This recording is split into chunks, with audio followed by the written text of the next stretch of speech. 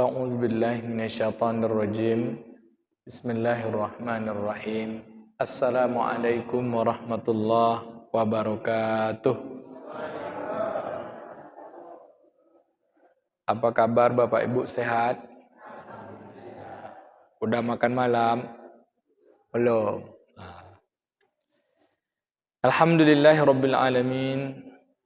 Nahmaduhu wa nasta'inuhu wa nastaghfiruh wa na'udzu billahi min shururi anfusina wa min sayyiati a'malina man yahdihillahu fala mudhillalah wa man yudlilhu fala hadiyalah. Asyhadu an la ilaha illallah wahdahu la syarikalah wa asyhadu anna Muhammadan abduhu wa rasuluhu la nabiyya ba'dah. Allahumma salli wa sallim ala sayyidina wa nabina Muhammadin wa ala alihi wa sahbihi ajma'in wa man tabi'ahum bi ihsanin ila yaumiddin. Allahumma barik lana fiha warzuqna janaha wa habib ahliha wa habib solihi ahliha ilaina. Allahumma faqihna fid din wa alimna ta'wil bi rahmatika ya arhamar rahimin.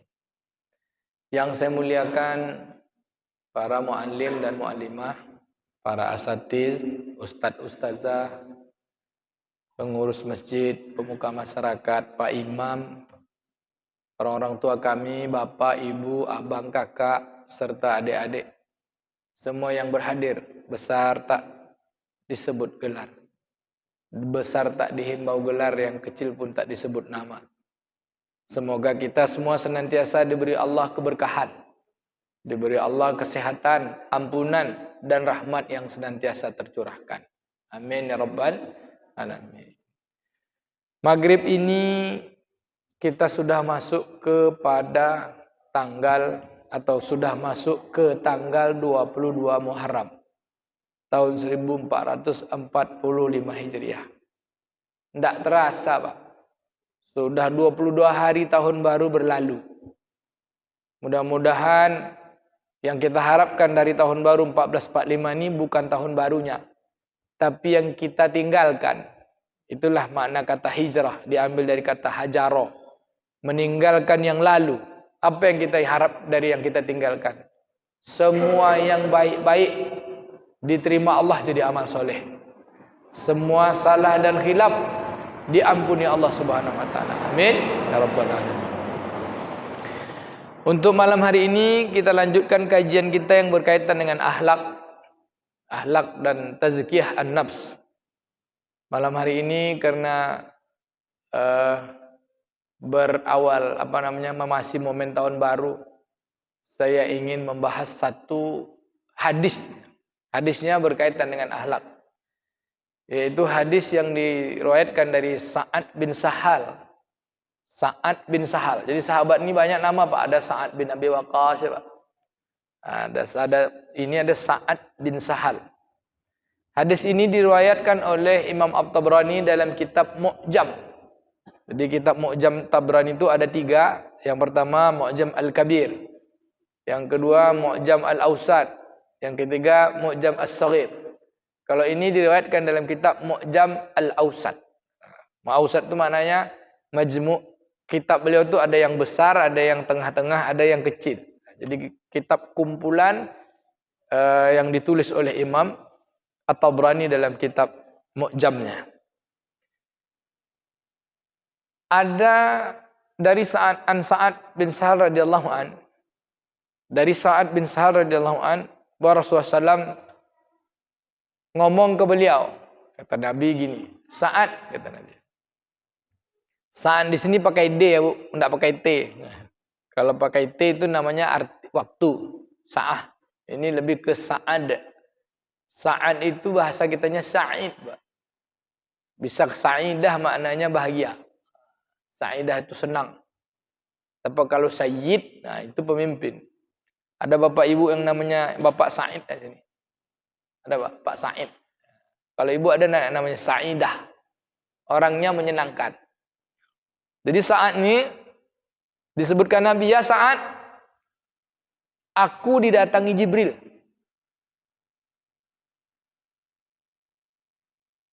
Nyangkut bulu siwak saya tadi, gosok giginya. Aku didatangi Jibril Jibril berwasiat kepadaku. Apa wasiatnya, Bu? Ada 5. Wasiat inilah yang menjadi wasiat kita juga. Sebenarnya Jibril itu berwasiat kepada Nabi sebenarnya untuk kita. Wasiat yang disampaikan kepada Nabi itu kan sebagai contoh. Nabi ini kan sebagai petunjuk, sebagai contoh tauladan bagi kehidupan kita. Apa yang diwasiatkan Jibril kepada Nabi itu sebenarnya Nabi tidak melanggar. Tapi itu dipesankan kepada Nabi agar Nabi mencontohkan kepada kita. Apa wasiat yang pertama, Pak? Apa kata Jibril? Ya Muhammad, Isma syi'ta fa innaka mayyitun. Apa artinya itu, Pak? Isma syi'ta fa innaka mayyitun. Kata Jibril, hiduplah kamu sekehendak hatimu. Ini tidak pakai hati pula ya. Isma syi'ta itu maknanya hiduplah sesukamu. Gitu. Hiduplah terserah kamu. Fa innaka mayyitun. Tapi ingat, kamu pasti mati. Bu, Pak, apa yang kita bisa sarahkan dari wasiat yang pertama nih? Kalau kita baca hadisnya kan tenang-tenang aja kita. Isma syi'ta fa innaka mayyitun. Hiduplah terserah kamu mau hidup seperti apapun, tapi ingat kamu mati. Kamu pasti akan mati. Apa yang bisa kita ambil pelajaran dari kalimat pesan wasiat Jibril alaihissalam? Orang kalau hidupnya sekehendaknya saja, sesuka dia saja, tanpa melihat aturan baik dan buruk, tanpa ada pertimbangan, rata-rata dia lupa mati. Betul tak, Pak? Tidak tahu halal haram, tidak tahu baik buruk, tidak tahu hak dan batil, tidak tahu bini orang bini dia, ya kan? Nah, gitu. Semua dilantaknya itu. Dan orang-orang yang terserah hidupnya nih, terserah dia tuh, selalu punya pedoman gini. Hidup kan cuma sekali.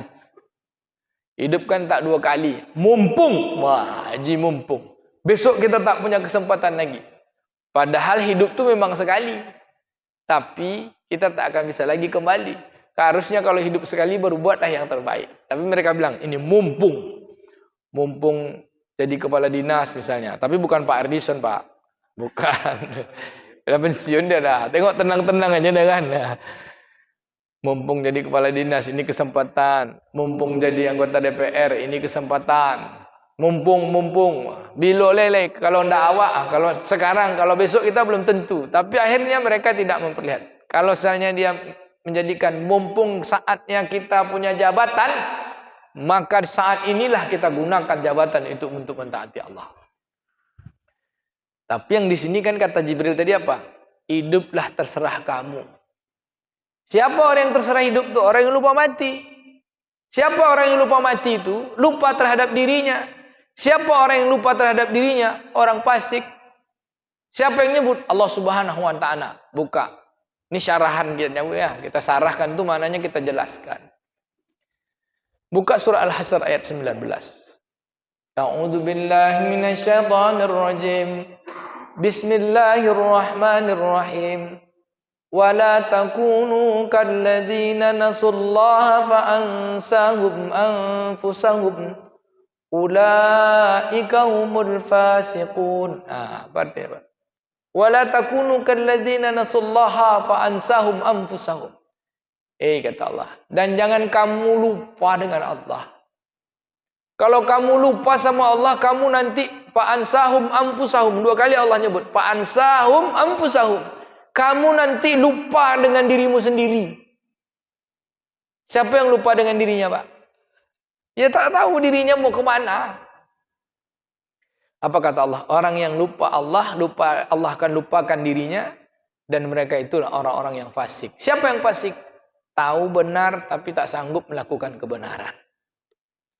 Bu, Pak, kalau kita lupa dengan diri kita, umur dah 70 misalnya 80, sibuk juga. Sibuknya tuh tak tahu apa yang mau dia sibukkan. Padahal rumah yang mau dia singgahi itu sudah dekat. Dia tak tahu rumah yang mana yang mau dia tuju. Ya, lupa dia mau kemana. Dia kumpulkan semua yang dia kumpulkan. Dia koleksi semua yang apa yang mau dia koleksi. Dia kejar semua apa yang dia mau kejar. Padahal dia sudah berada di depan pintu rumahnya. Tapi dia tak tahu rumah yang mana yang mau dia tuju. Apa pintu rumah kita, Bu? Kuburan, Pak. Kuburan. Cuman kadang kan lupa. Pergi ke kuburan pun tak ngambil hikmah. Pergi takziah, pergi ngantar ke orang meninggal. Tak ada cerita, padahal sebentar lagi masuk ke dalam kubur. Maka Jibril alaihissalam berpesan itu, fa innaka mayyitun, sesungguhnya kamu akan mati. Kalau ingat mati, kita tidak akan sembarangan hidup, ya Pak. Pasti kita punya pertimbangan. Orang yang punya pertimbangan itu adalah orang yang cerdas. Orang yang tidak punya pertimbangan sekehendak hati, hidupnya dengan nafsunya. Sekehendak hati itu dengan nafsu. Tapi orang yang punya pertimbangan itu disebut dengan orang yang memiliki qalbu. Jadi di sini kita dapat membedakan mana nafsu, mana qalbu. Nafsu itu semua kepentingan untuk hidup di dunia. Tak dipertimbangkannya baik buruk dan tidak dipertimbangkannya untuk kehidupan akhirat. Tapi kalau yang disebut dengan qalbu itu sesuatu yang dia pertimbangkan. Sehingga semua yang dipertimbangkan selalu kita sebutkan orang ini pakai hati. Contoh, ibu pergi balik kampung atau pergi berjalan dari sini ke simpang lampu merah sana, simpang Marpoyan tuh. Ini Marpoyan juga ya, simpang Pasir Putih tuh. Dekat dokter itulah situ. Siapa dokternya, Pak? Dokter Hansen. Pergi Bu naik sepeda motor. Apa kata Bapak? Bu, naik motor hati-hati ya. Apa pesan hati itu? Pertimbangan ya, jaga ya. Tapi kan tidak ada Bu. Nafsu-nafsu ya naik motornya. Nggak ada kan? Nggak ada. Maka sesuatu yang dipertimbangkan itu selalu disebut dengan hati. Dan orang yang punya pertimbangan itu orang cerdas. Di dalamnya tetap ada dimensi nafsu. Tetap ada nafsu, tetapi nafsunya cerdas. Nafsu yang cerdas itulah disebut orang yang memiliki qalbu. Bu, Pak, ini pesan pertama. Apa pesannya tadi, Bu? Hiduplah terserah. Apa mau kamu? Terserah kamu lah hidup nih. Tapi ingat kamu akan mati. Kalau ingat mati, pasti kita hidup tidak sembarangan. Pesan yang kedua. Nanti Ibu kalau di rumah nanti pesan sama anak-anak. Kalian terserahlah mau buat apa, tapi ingat ya kan nanti mati, ya gitu. Terserahlah mau jadi apa, tapi ingat perjalanan kita ini menuju mati. Terserah mau jadi apa, tapi ingat mati, karena sesuatu yang mati itu semua akan berkesudahan. Yang kedua apa kata Jibril? Ya Muhammad, wa'mal ma syi'ta, fa innaka majziyub bih. Apa tuh Pak bahasa kitanya? Kalau yang pertama, hiduplah terserahmu, tapi kamu ingat akan mati. Yang kedua apa? Berbuatlah, beramallah, kerjakanlah apa yang mau kamu kerjakan. Tapi ingat, semua apa yang kamu kerjakan, yang kamu lakukan, yang kamu buat, itu akan dimintakan pertanggungjawaban. Sekalipun air satu gelas yang kita minum. Itulah buka pintu tudungnya kan, berarti disuruh minum nih Bu. Wah. Sekalipun satu gelas air yang kita minum akan dimintakan tanggung jawab. Bahkan disebutkan Nabi SAW tidak akan bergeser kaki seorang hamba, kaki anak Adam sebelum selesai pertanyaan. Satu, ketika muda sebelum datang waktu tuanya. Ketika lapang belum datang waktu sempitnya. Ketika punya harta sebelum datang waktu susahnya. Ketika sehat sebelum datang waktu sakitnya. Semua nanti itu kan syarahan aja di sempat tuh. Ketika lapang sebelum datang waktu sempit. Tentu ketika jadi tentara sebelum pensiun misalnya, ya Pak Tara. Ketika jadi kepala dinas sebelum pensiun apa? Tidak akan lepas satu pertanyaan pun. Bu, ada kisah di zaman Nabi Musa alaihissalam dalam kitab Qasasul Anbiya. Mungkin Ibu udah pernah dengar kisah seorang pemuda hanya memiliki harta satu buah kapak. Tahu kapak, Bu? Baswa apa namanya kampak namanya, Pak? Kapak maksudnya. Kalau bahasa Pekanbaru namanya kampak gitu. Tahu ibu kapak? Bu? Tahu kan? Nah, pokoknya kapak lah. Gunanya untuk nebang kayu kan? Nah, untuk nebang kayu pokoknya yang keras-keras lah gitu. Untuk motong daging kurban bisa juga. Tapi sekarang daging kurban dah pakai gergaji orang dah. Bu, apa kata seorang raja di zaman itu? Tapi bukan Firaun. Ini di satu belahan negeri yang lain dalam Qasasul Anbiya dikisahkan.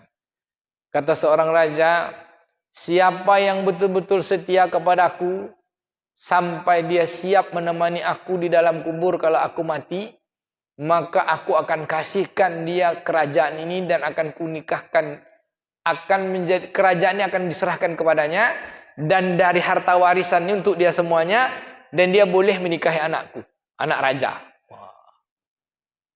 Dengan syarat kalau dia mati menemaninya di dalam kubur. Nemani dia dalam kubur. Tak adalah orang yang mau, Pak. Adalah seorang pemuda yang hanya punya kapak aja. Kapak cuma dia punya.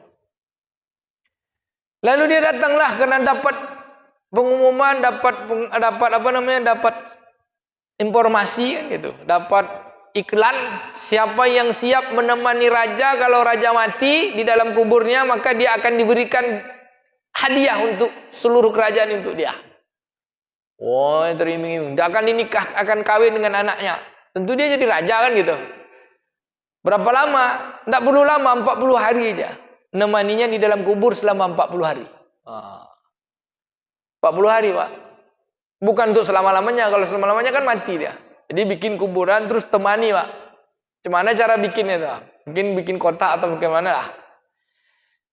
Lalu sakitlah sang raja. Memang raja ini sakit. Dan saat sakit itulah dibuat sayembara tuh, Pak. Meninggallah raja. Lalu si pemuda siap untuk menemani raja. Dibuatlah 2 lubang. Satu lubang kubur raja, satu lagi lubang kubur yang untuk dia menemani raja. Seperti ada pintu. Apa yang terjadi? Bikinlah mungkin oksigennya, tak tahulah kita tuh. Tapi dalam kisah seperti itu. Pertama sekali yang ketika orang sudah meninggalkan kuburnya, yang didatangi oleh malaikat nukar dan nakir itu bukan si raja, Pak, tapi si pemuda. Selama 40 hari malaikat menanyakan tentang kapak yang dia miliki aja belum selesai lagi. Kapak ini dari mana kamu dapat? Gimana kamu gunakan? Terus kapak ini macam mana? Jadi pokoknya pertanyaan tentang kapak itu sampai 40 hari tak sanggup dia keluar. Lalu dia bilang, aku tak mau semua isi kerajaan ini. Untuk satu kapak aja aku tak bisa jawab selama 40 hari, Pak. Macam mana kita mempertanggungjawabkan semua yang kita miliki ini, Pak? Pasti diminta. Sekalipun air yang kita minum, sekalipun yang baik-baik. Contoh yang baik-baik apa, Bu? Ambil wuduk. Ya kan? Wa'mal masyi'ta fa innaka majziyun bih. Kerjakanlah apa yang mau kamu kerjakan. Beramallah terserah kamu mau kamu beramal. Tapi ingat, semua amal kamu, pekerjaan kamu, perbuatan kamu akan dimintakan tanggung jawab. Ngambil wuduk, sunnahnya, adab dan sunnah mengambil wuduk itu ada. Berapa Nabi SAW, berapa banyak air yang Nabi gunakan untuk mengambil wuduk? Siapa tahu saya kasih hadiah. Hadiahnya minyak wangi 1 botol. Ya. Berapa jumlah air wuduk yang digunakan Nabi ketika berwuduk? Ibu-ibu lah. Tidak tahu, Bu? Berapa, Pak? 1 gayung. Zaman Nabi tak ada gayung, Pak.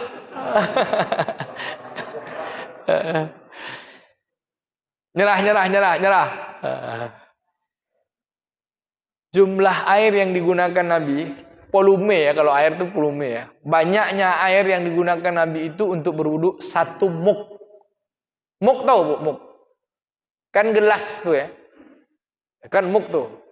Tapi muknya muk Arab, bukan muk kita kayak kita. Kalau muk kita ini kan cuma 250 mili. Muknya itu ternyata muk yang satuan Arab tuh jumlahnya tuh 670 mililiter. Kalau ini berapa, Bu? 760 mililiter. Kalau ini 600 mililiter. Masih berarti tambah 1 botol aqua kecil.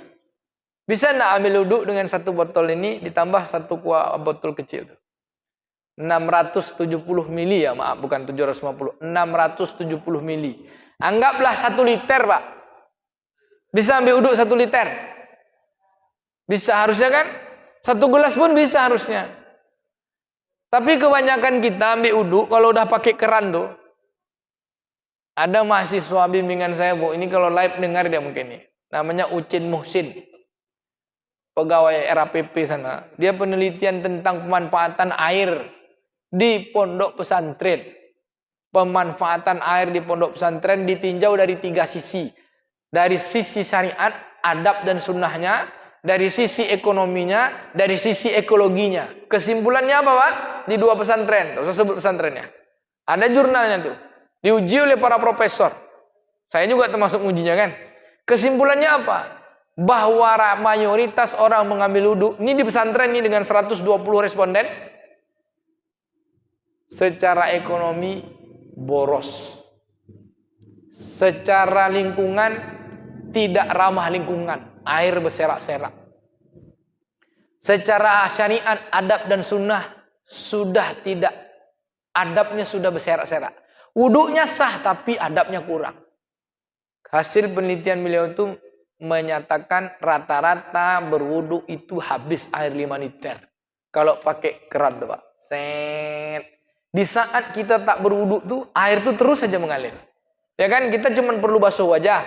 Tapi air yang turun tadi itu dipertanggungjawabkan di hadapan Allah. Kan kita ambil wuduk, air yang kita pakai kan cuma 1 usap. Air yang tercurah berapa banyak? Maka air yang tercurah itu dihitung amal yang sia-sia. Mubazir. Apakah itu berdosa? Ya masuk kepada apa? Kurang adab. Secara ekonomi boros, secara ekologi tidak ramah lingkungan, secara syariat, adab dan sunnah kurang adab. Kurang tertib. Belum lagi amal yang lain. Baru wuduk, Pak. Jadi kalau Bapak berwuduk nanti, Pak, tuh keran tuh kecil aja lah. Kalau tak buka sikit, matikan. Buka sikit, matikan. Tangan kiri buka keran, tangan kanan ambil, lalu tutup lagi. Maka orang tua-tua kita dulu kalau ambil wuduk kan pakai gayung itu. Tapi jangan pula gayung yang 1 liter itu. Kalau gayung 1 liter, 1 wajah 3 gayung, tangan 3 gayung, tangan 3 gayung, berapa gayung? Banyak, Pak. Bisa 18 liter jadinya. Ini. Rasulullah SAW kalau mandi wajib berapa banyak airnya? Berapa banyak jumlah Nabi menggunakan air kalau mandi wajib? 3 sak, Pak. 3 sak. 1 sak itu berapa? Ya sekitar 4,5 liter lah, Pak. Bisa dia mandi, Pak. Tapi diprotes oleh para profesor ketika itu. Apa kata mereka? Itu kan Madinah, air kan payah. Alasannya gitu, air kan payah. Di tempat kita kan air banyak. Lalu bagaimana? Apakah kita terima dalil itu? Bisa, tapi harus dikonversikan. Sehingga keputusannya itu gunakanlah air dalam berwuduk dan mandi itu sepatutnya. Ukuran patut. Mana ukuran patut? Yang kita pakai aja. Kayak ambil wuduk. Ambil wuduk yang untuk basuh muka aja. Yang tercurah, matikan. Kayak mandi, yang kita gayungkan aja. Jangan ada lagi siram-siram yang lain. Nah, gitu. Jadi kesimpulannya itu kepatutan. Itu baru cerita tentang amal yang kita akan diminta tanggung jawab. Yang baik aja dipertanggungjawabkan, apalagi yang tak baik. Bapak Ibu, wa'mal masyita fa innaka majziyum bih. Berbuatlah kamu sekehendak hatimu, setiap perbuatanmu akan diminta tanggung jawab. Pertanyaan saya dari kitab yang disebutkan juga oleh Imam Al-Ghazali, kalau ini kan kitab hadis dari Mujam Al-Awsat Imam At-Tabrani. Dengan apa kita melakukan perbuatan di atas dunia ini, Pak? Apa alat kita melakukan perbuatan? Pak, Bu. Alat kita melakukan sesuatu itu apa? Ibu dulu, Ibu. Apa, Bu? Alat kita melakukan sesuatu itu apa alatnya? Kan perbuatlah. Berbuat itu kan kerjakanlah. Kita mengerjakan sesuatu itu pakai apa? Pakai hati.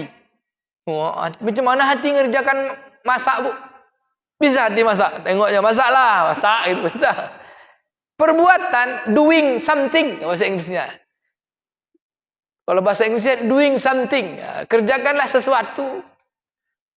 Tapi ingat, remember that you're doing will be responsibility. Kan gitu bahasa Ocu ya kan? Kan gitu. Bu, kata Imam Ghazali, Bapak, kita berbuat nih Pak, siapapun dia, mau presiden, mau tak presiden, mau apapun, pasti dia melakukan sesuatu dengan 7 anggota badannya. Maka jaga yang 7 itu supaya dia betul-betul berbuatnya, sehingga dia bisa mempertanggungjawabkan perbuatannya kelak di hadapan Allah. Pakai apa Pak kita berbuat? 1, semua yang ada di kepala. Mulut, mata, hidung, telinga. Pikiran itu bukan perbuatan. Perbuatan itu kan ada yang dia kerjakan. Pikiran itu kan lebih dari hasil dari perbuatan. Mulut, bicaralah yang baik-baik. Ya Pak, yang dilakukan. Bicara yang baik-baik. Apa bicara yang paling baik? Wa man ahsanu qaulan mimman da'a ila Allah. Tak ada lagi perkataan yang lebih hebat kecuali mengajak kepada Allah. Perkataan apa yang paling Allah suka? Memuji Allah, zikir, baca Quran, semua perkataan yang mengantarkan kepada kebaikan pada Allah. Apa syarat perkataan baik itu? Siddiqin, berkata benar. Qulil haqqu walau kana muran. Katakanlah itu hak walaupun itu pahit. Bu, apa syarat mulut itu supaya dia berhak melakukan satu kebaikan? Maka mulut itu harus berhenti berbohong. Bahasa kitanya harus jujur. Siap berhenti berbohong? Siap berhenti bohong? Kita kan ngomong tuh ada 2 saja. 3 ngomong kita. 1 ngomong pahala, 1 ngomong sia-sia, 1 ngomong dosa. 3 aja pembicaraan kita hari-hari Pak. 1 ngomong tuh datangkan pahala, 1 ngomong tuh sia-sia, 1 ngomong tuh jadi dosa. Kira-kira dari 3 ngomong ini mana paling banyak Pak? Bang Dr. Muhammad Soleh, SPMT. Mana paling banyak Bang Haji? Bang Haji Dodi. Banyak sia-sia ya? Kita jujur aja lah enak. Duduk kedai kopi 2 jam dengan kawan. Cito-cito sawit aja. Banyak kan? Tapi kalau duduk, macam mana kita ubah cerita kita tuh menceritakan kebaikan. Apa cerita kebaikan? Ceritalah puji Allah Ta'ala. Bahkan ibu cerita kentut aja bisa dapat pahala. Bu. Kenapa? Karena orang yang cerdas punya pertimbangan. Semua segala sesuatu yang dia lihat, dia kembalikan kepada Allah. Itulah dia. Mereka akan bilang, Rabbana ma khalaqta hadza batilan. Ya Tuhan kami, ya Rabb kami. Semua yang kau ciptakan ini tak ada yang sia-sia. Bahkan kentut pun tidak sia-sia. Bapak, Ibu, kentut itu berapa harganya? Coba ada wali kota tak bisa kentut. Tiba-tiba kata dokter, Bapak bisa kentut lagi dengan syarat Bapak berhenti jadi wali kota. Kira-kira Pak wali kota itu pilih kentut atau pilih tetap jadi wali kota? Pak? Kalau dia pilih kentut, dia sehat. Kalau dia pilih wali kota, dia mati. Pilih kentut kan Bu? Mana lebih hebat kentut daripada wali kota? Hebat kentut kan? Maka tak ada yang sia-sia. Ada dosen saya Bu, sekarang sedang diikat varises di lambungnya Pak. Lambungnya ada varises rupanya. Dia HB-nya turun terus. Transfusi darah. Jadi diikat. Sudah 6 ikatan. Untuk masuk ikatan ke-7 tuh mesti nunggu kentut. Kalau tak kentut akan terjadi pendarahan. Begitulah kita kalau siap operasi kan, belum boleh minum, belum boleh makan sebelum kentut. Itu harga kentut. Bahkan gara-gara kentut ada sahabat yang masuk surga. Bu. Gara-gara kentut dan kencing. Siapa dia Pak? Bilal bin Rabah. Kata Nabi Bilal, aku udah dengar sendalmu di surga. Letak bunyi sendalmu. Apa amalanmu yang spesial? Tidak ada ya Rasulullah. Ada yang spesial kata Nabi. Oh ya Rasulullah, aku setiap batal wudhu, setiap kentut buang air kan itu yang batal wudhu. Setiap aku berhadas, maka aku ambil wudhu lalu aku sholat 2 rakaat. Kentut dan kencingnya bikin masuk surga Pak. Nah, sekarang kentut kita udah bikin kita masuk surga belum? Makanya tidak ada yang sia-sia, Pak. Apalagi dikasih yang di jabatan, pangkat semua. Tidak ada yang sia-sia. Semuanya kembalikan kepada Allah. Ingat, apa pesannya? Wa'mal ma syi'ta fa innaka majziyum bih. Kerjakan apa yang mau kamu kerjakan, pasti diminta tanggung jawab. Mana ladu? Semua yang di kepala, mulut. Apalagi hidung. Apa kerjaan hidung? Mencium. Cium itu kan pekerjaan tuh. Tapi apa yang kita cium? Kebanyakan di antara kita suka mencium, mengendus, bahasa Jawa nih. Bapak ada yang orang Jawa sini, Pak. Ngendus tuh, Pak, menghidu-hidu kalau bahasa kampung kami. Oh, Pak ya lah. Bang Dodi tahu tuh kan, menghidu. Mencium bau busuk. Suka mengintai-ngintai salah orang. Lah apa lo, Bapak tuh semenjak jadi ketua masjid lah pakai AC dari mana lo piti. Padahal masjid itu lah mantap pakai AC itu, enggak juga datang ke masjid dah. Pengurus masjid ni paling suka dia endus-endusin.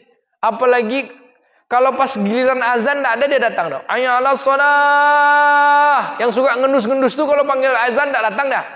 Tapi kalau dengar kupon kurban, tidak disebut aja kupon kurban datang dah tuh. Mano jatah den, mano jatah den. Kalau enggak tuh di masjid kami, Pak, sampai ngamuk-ngamuk. Kalau masjid ini enggak ada. Masjid ini enggak ada. Iya. Sama, Bu ya? Sama. Kalau kupon kurban ribut dia. Hayya 'alas shalah, enggak dengar dia. Kalau enggak ada dipanggil hayya 'alal kupon kurban, enggak ada kan? Tapi tahu dia tuh, Pak, jatah den mano, Pak, katanya. Jadi itu yang nak ke masjid tuh kupon kurban tahu, ke masjid enggak tahu, datanglah ke masjid, lai keluar masjid kau. Sampai kedengar keluar nih, Pak. Kalau sampai kedengaran alhamdulillah, kalau tak dengar ya Bapak aja tukang sampaikan. Kata Ustaz tadi, kalau sholat dipanggil hayya 'alas shalah datang, jangan nunggu kupon kurbannya. Saya ketua masjid juga, Bu. Ketua masjid tuh hebat, Bu. Apa hebatnya? Kalau berprestasi tak pernah dipuji, kalau salah sikit dicaci maki.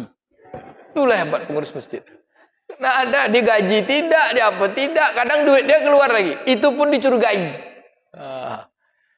Alhamdulillah ada pakai AC masjid kita. 2 bulan yang lalu belum lagi saya nak. Belum. Karena 2 bulan yang lalu saya sini.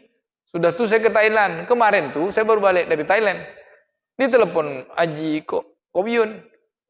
Ini jadwal Ustaz minggu pekan kedua. Kata ambo sekali aja. Rupanya seterusnya. Dek masjid ni masjid abang awak, kakak awak, emak awak, bapak awak. Saya batalkan kajian saya minggu kedua tempat lain tuh. Kalau soal honor sama ya. Situ dekat lagi. Tapi sini ada ikatan persaudaraan. Saya cari gantinya sana. Tak tolong sama Ustaz Ihsan Aulia Rabbani. Antum ngaji di Masjid Dakwah Teratai, biarlah yang marpoyan sana saya yang pergi. Kenapa? Masjid itu ketuanya abang saya sebelah. Tak bisa saya menolaknya. Bapak Ibu yang dimuliakan Allah Subhanahu wa taala. Luar biasa masjid kita ini. Insyaallah tambah ramai. Amin. Setidaknya ramai malaikatnya. Mana lagi yang berbuat, Bu? Hidung, mata. Apa gunanya mata, Bu? Melihat kan? Maka kalau kita tahu mata ini akan diperintahkan bertanggungjawabkan, tengoklah yang baik-baik. Maka orang yang mampu mengendalikan mulutnya, mampu mengendalikan hidungnya, mampu mengendalikan matanya, mampu mengendalikan telinganya untuk berbuat yang baik-baik, itu dia. Ada orang tak mampu mengendalikan matanya. Bu, Pak, ingat baik-baik. Ada orang tak mampu mengendalikan matanya. Dia mau mengendalikan orang pula, Pak. Tahu bahasanya itu? Dia tak mampu memimpin matanya, tak mampu memimpin mulutnya, tak mampu memimpin telinganya. Mau memimpin orang pula dia. Tahu Ibu siapa? Bukan di Indonesia, di negara lain. Bicaranya bohong. Matanya masih nengok film porno. Mau mimpin orang pula dia. Mimpin dirinya aja nak bisa. Mencalonkan presiden pula dia. Mimpin matanya aja nak bisa. Mau Ibu pilih itu?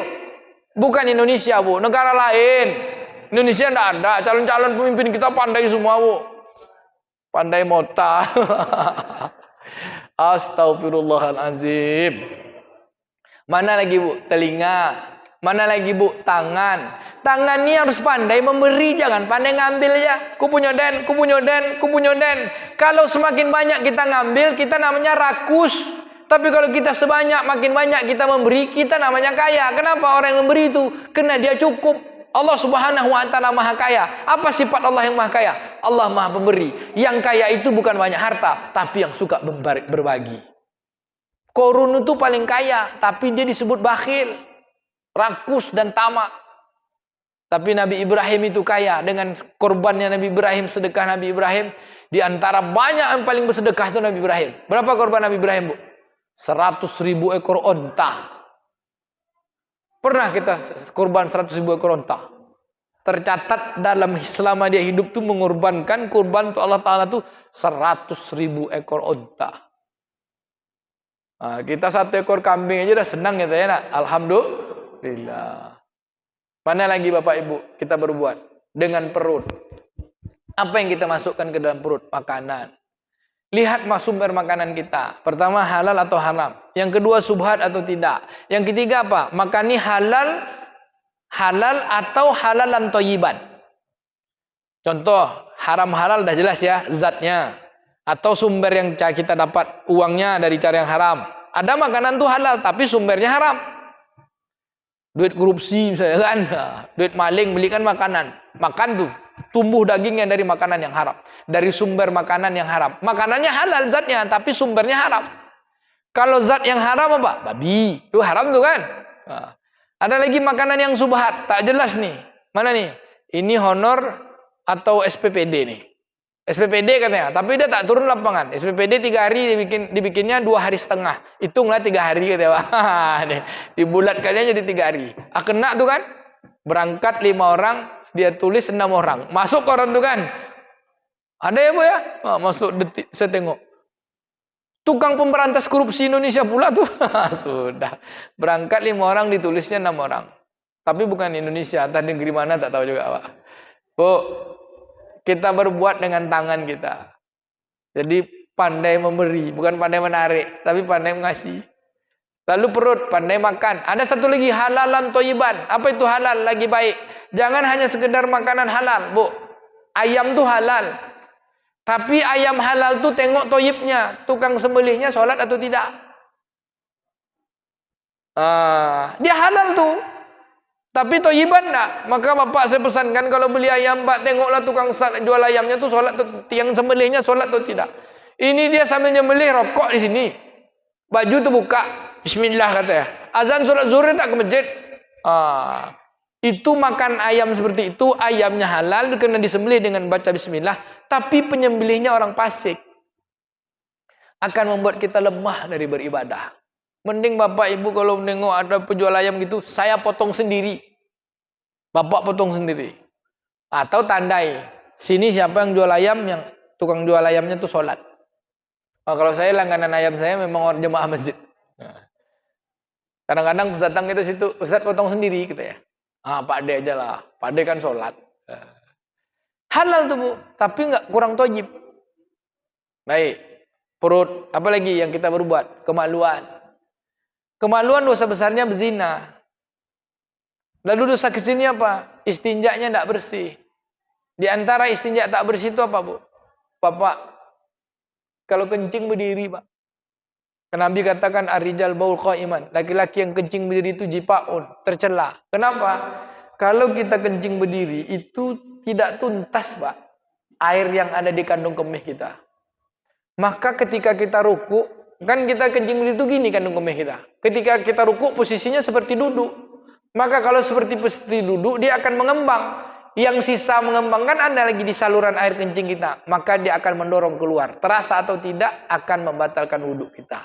Kira-kira sholat kita sah atau tidak, Pak? Walaupun setetes. Mulai hari ini, Pak, janganlah kencing berdiri lagi. Ibu-ibu tidak ada kencing berdiri. Kecuali dalam kesulitan. Mana ada ibu-ibu kencing berdiri? Serak-serak bisa ya. Bu, Pak, saya di Saudi. Saya pernah di Saudi ya, pernah tinggal sebentar. Ya, tidak sampai 2 tahun lah. Tapi setahunan ada.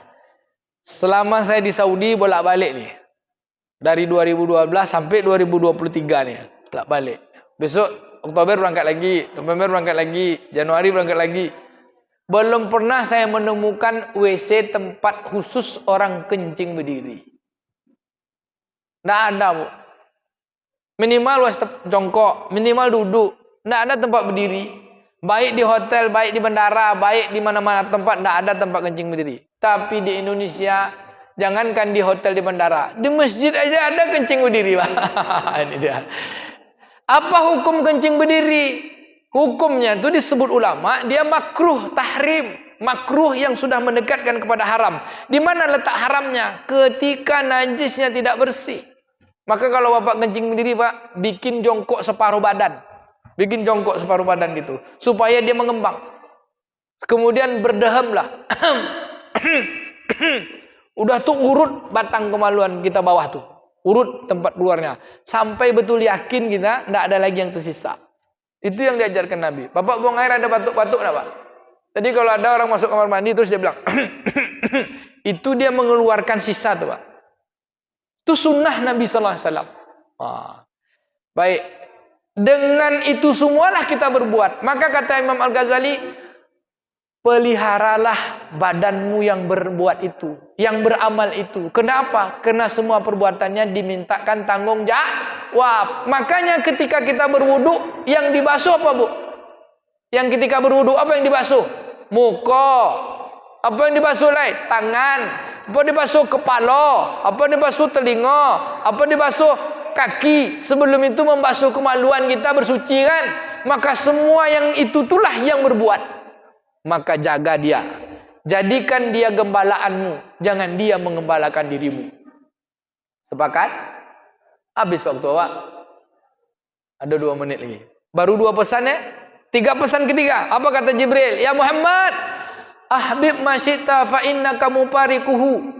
Cintailah semua yang mau kamu cintai, tapi ingat semua yang kamu cintai pasti berpisah. Saya tanya Pak Komandan, apa yang paling Bapak cintai, Pak? Istri. Kalau istri pergi, Pak, bisa cari istri lagi. Apa yang paling kita cintai? Anak. Bisa kita punya istri lagi, misalnya anak tak ada, beristri kita dapat anak. Kalau tidak, cari anak angkat. Masih bisa. Apa, Bu, yang paling kita cintai? Yang paling kita cintai itu diri kita. Ya kan? Setiap kita pun akan berpisah dengan diri kita. Bapak akan berpisah dengan diri Bapak, saya akan berpisah dengan diri saya, jasad saya akan masuk ke dalam tanah, tapi ruh kehidupan kita akan kembali kepada Allah. Lalu apa yang tak berpisah dengan kita? Amal. Mudahnya, Bu. Amal itu akan terkenang sepanjang zaman. Yang baik akan disebut-sebut, yang buruk pun jadi aib. Saya sebut yang baik. Pak Herman Abdullah udah meninggal dunia kan? Tidak ada Pak Herman lagi kan?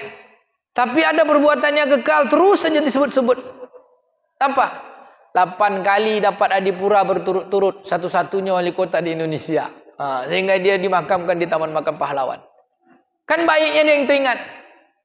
Jangan sampai kita ketika hidup berbuat amal yang buruk sehingga amal buruk akan kekal, amal baik juga kekal. Maka kata Nabi, seorang yang meninggal dunia itu 3 akan menyertainya. 1, keluarganya akan kembali. 2, hartanya dengan keranda, dengan barang yang dia akan kembali. 3, amalnya, itulah yang akan menyertai dia.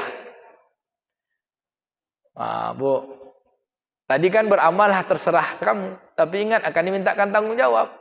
Sekarang cintailah semua yang kamu cintai, semua akan berpisah. Lalu apa yang tak berpisah? Amal. Maka cintailah amal. Pak, ada Pak Umar namanya, tapi bukan ayah saya. Saya Zulkarnain Umar, tapi bukan ayah saya. Pak Umar ini pengembala kambing di Jogja. Suka kali sedekah. Sedekahnya banyak, sedekah. Sampai orang bilang, Pak Umar, bapak ini paling baik, bapak sedekah. Kok bapak nggak pelit? Dia bilang, tahu nggak kalian semua, di kampung ini yang paling pelit adalah saya. Bapak suka bagi-bagi, itulah tanda pelit saya. Ngapa gitu katanya? Karena saya tak mau berpisah dengan harta saya. Saya kirim duluan dia. Nanti kalau saya mati dia nunggu saya. Itu kalimat pelitnya dengan apa, Bu? Mahfum mukhallafah. Artinya semua yang kita makan akan habis saja. Yang kita pakai akan lapuk. Yang kita berikan jadi amal. Itulah yang akan kekal insyaallah. Amin. Yang terakhir. Apa kata Jibril? Ya Muhammad. Ini baru amalan. Kalau tadi kan nasihat-nasihat semua. Inna syarafal mu'minin qiyamul lail wa izzuhu istighna'anin nas. Ketahuilah wahai Muhammad, tingginya pangkat orang beriman. Kalau syarif itu bahasa Arabnya, bahasa kitanya jenderal dan. Generalnya orang beriman itu bukan bintang 3. Generalnya orang beriman itu kata malaikat, inna syarafil mu'minin qiyamul lail, yang rajin salat malam.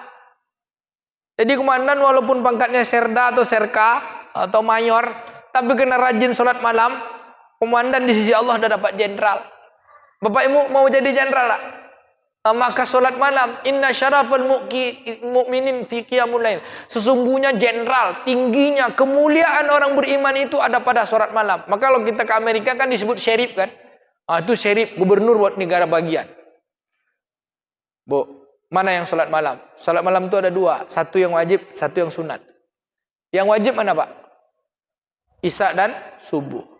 Kata Nabi, man salat isya fi jama'atin fa ka'annama sallu nisful lailah. Siapa yang salat isya berjamaah sama seperti dia salat tahajud setengah malam suntuk. Wa man salatil fajr, salatil subuh fi jama'atin fa kanat sallu kullal lailah. Siapa yang salat subuh berjamaah sama dia salat tahajud semalam suntuk. Sesungguhnya kata Nabi, inna afqala 'alal munafiqina salatul isya wa salatul fajar. Sungguh salat yang paling berat bagi orang munafik adalah salat isya dan salat subuh. Kalau kalian tahu salat isya dan salat subuh berjamaah itu pahalanya, niscaya kalian akan datang ke masjid walaupun dengan cara merangkak. Kenapa, Bu?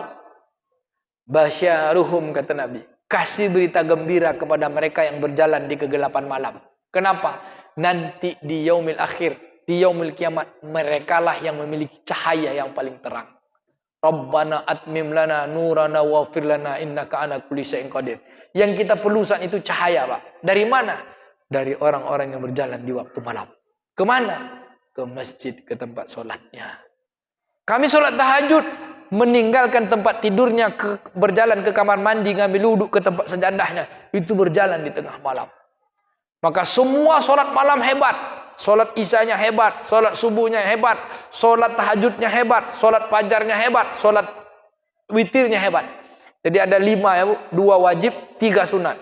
Yang sunat mana? Tahajud, witir, fajar.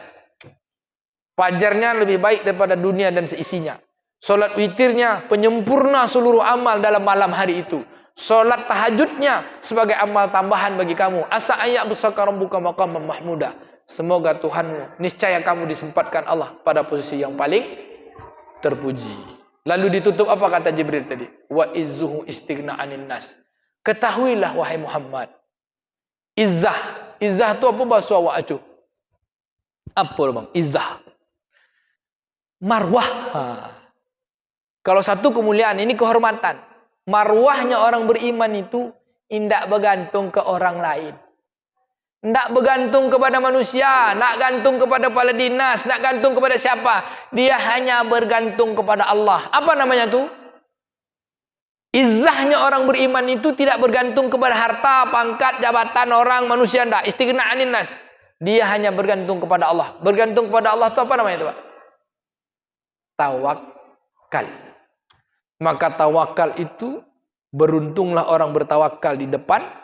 Dan beruntung pula, berjayalah pula orang berazam di depan dan bertawakal dengan apa yang diharapkan. Maka Allah katakan kan, Faiza azamta fatawakkal Allah. Kalau kalian sudah punya niat, punya tekad, kerjakanlah dan bertawakallah.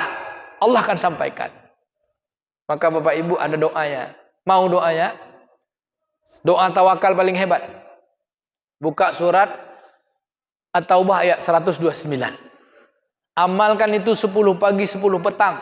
Kata Nabi, siapa yang baca itu 10 pagi 10 petang, dalam hadis riwayat Imam Tirmizi, maka Allah Subhanahu wa taala akan sampaikan hajat-hajatnya. Entah tahu dari mana, pokoknya Allah taala akan beri hajat-hajatnya sesuai dengan, baik itu tahu atau tak tahu, Allah akan sampaikan. Apa bacaannya Bu? Fa in tawallau faqul hasbiyallahu la ilaha illa huwa alaihi tawakkaltu wa huwa rabbul arsyil azim. Jadi bacanya itu 10 kali. Hasbiyallahu la ilaha illa huwa alaihi tawakkaltu wa huwa rabbul arsyil azim. Hasbiyallahu la ilaha illa huwa alaihi tawakkaltu wa huwa rabbul arsyil azim. Hasbiyallahu la ilaha illa huwa alaihi tawakkaltu wa huwa rabbul arsyil azim. Sampai yang ke-10 lalu tutup la haula wala quwata illa billahil azim. Niscaya Allah akan sampaikan hajat-hajat kita. Terserah datang dari mana, Allah menolong kita. Amalkan dan Surat At-Taubah ayat 129. Itu doa Nabi yang Allah bilang, kalau orang berpaling dari kamu, kalau orang membenci kamu, tak usahlah peduli. Cukuplah kamu katakan, hasbi Allah. Cukuplah Allah sebagai penolongku. Alaihi tawakkaltu, kepadanya lah aku bertawakal. Wa huwa rabbul arsyil azim. Dialah Rabb yang menguasai arsy yang agung.